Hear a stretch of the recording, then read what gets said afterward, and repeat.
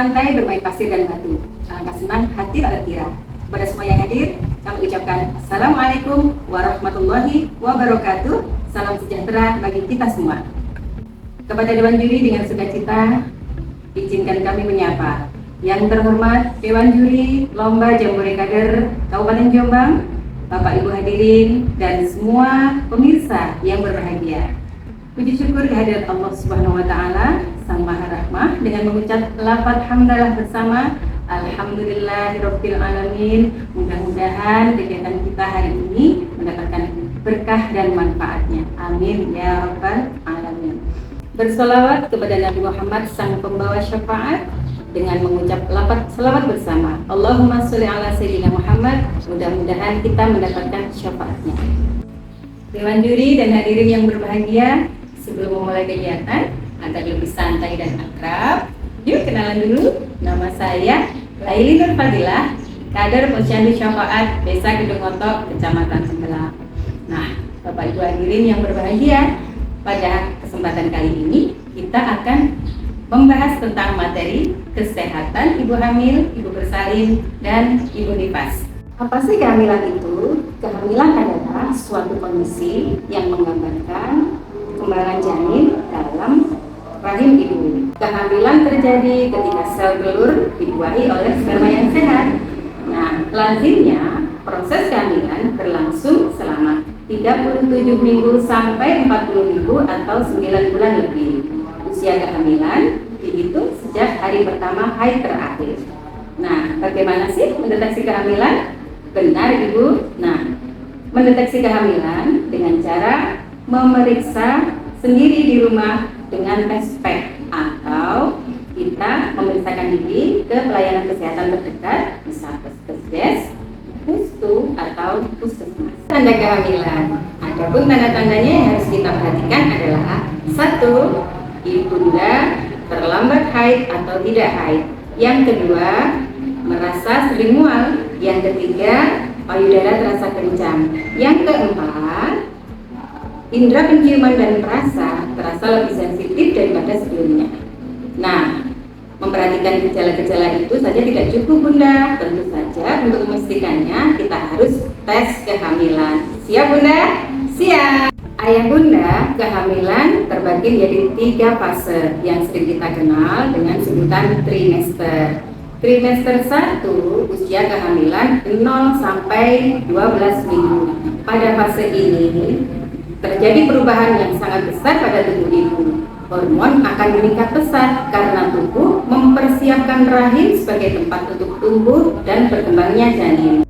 Hal ini akan menjadikan banyak keluhan pada ibu yang hamil di usia muda. 1. Sering mual, kepala pusing, meriang, sakit gigi, dan lain sebagainya. Di fase ini, organ-organ penting janin akan mulai terbentuk seperti otak, kepala, tulang sumsum belakang, dan lain sebagainya. Karenanya, nutrisi yang baik sangat perlu diperhatikan. Dan yang paling utama adalah mengkonsumsi asam folat dan vitamin B9. Nah, Bunda-bunda di sini, apakah pada saat hamil dulu rutin minum asam folat?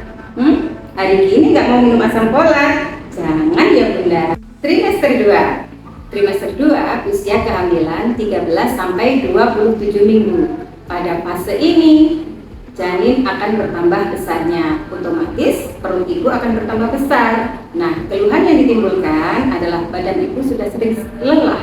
Kemudian timbul stretch mark di perut, tensi darah menurun, dan beberapa hal lain.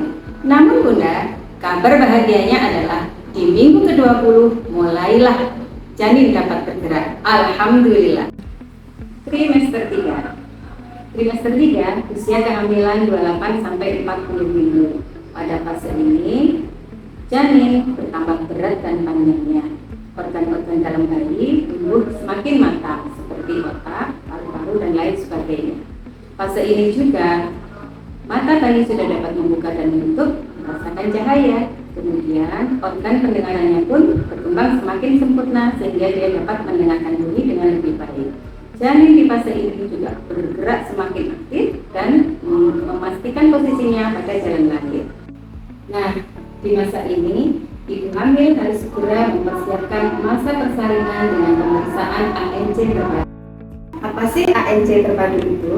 ANC terpadu adalah pemeriksaan kehamilan antenatal care yang minimal harus dilakukan oleh ibu hamil sebanyak 6 kali selama masa kehamilan. 1 kali di trimester pertama, 2 kali di trimester kedua, dan 3 kali pada trimester ketiga.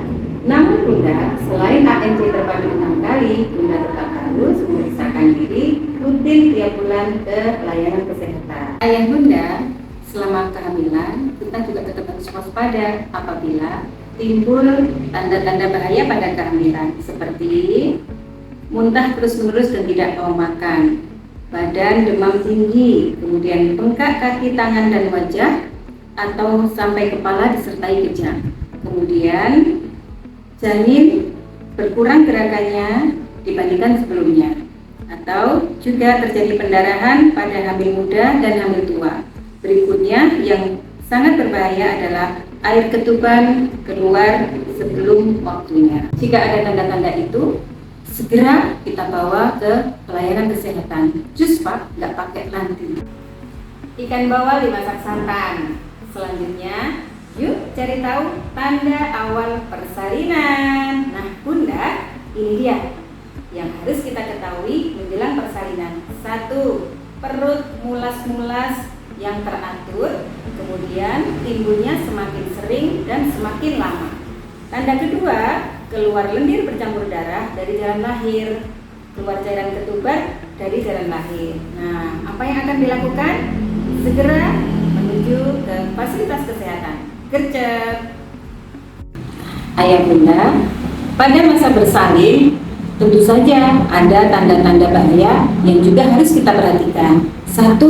Jika pendarahan lewat jalan lahir. Kemudian tali pusar atau tangan bayi keluar dari jalan lahir. Yang ketiga, ibu mengalami kejang. Kemudian ibu tidak kuat mengejar. Selanjutnya adalah air ketuban keruh dan berbau. Kemudian yang terakhir adalah ibu gelisah atau mengalami kesakitan yang hebat. Nah, kalau ada tanda-tanda seperti tadi, apa yang harus ayah bunda lakukan?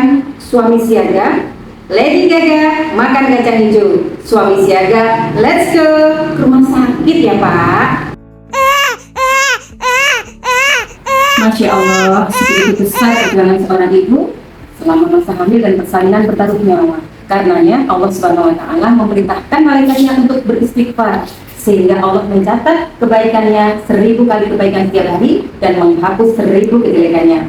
Masya Allah, alhamdulillah. Bunda, jangan lupa penting sekali diingat setelah bayi lahir IMD. Apakah IMD? IMD atau inisiasi menyusu dini adalah proses menyusu secara alami setelah bayi lahir. Caranya dengan meletakkan bayi di dada ibu posisi tengkurap, kemudian bayi berusaha menyusu pada ibu selama minimal 1 jam.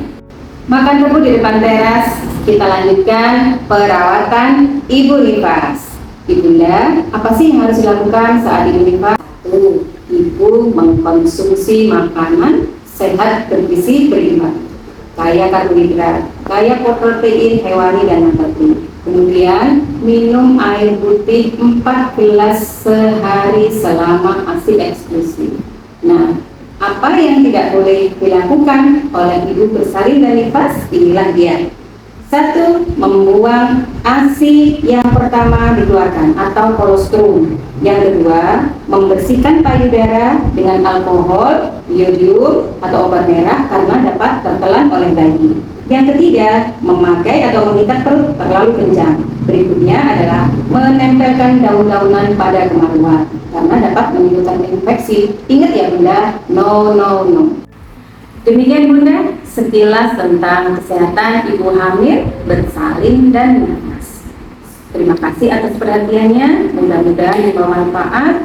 Yuk semangat menjaga kesehatan ibu-ibu Indonesia. Ibu sehat, bayi selamat, Indonesia hebat. Assalamualaikum warahmatullahi wabarakatuh.